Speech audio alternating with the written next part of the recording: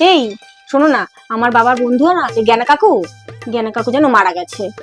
কি আবার জ্ঞানা কাকু? আরে আমাদের যে বিয়ে দিয়েছে। ও, সে ঘটক? হ্যাঁ। ও, কেমন করে? আরে কুম্ভতে গেছিল, হ্যাঁ। ওখানে সব দেখলে না পদপিষ্ট হয়ে মারা গেছে, ওর মধ্যেই ছিল গো।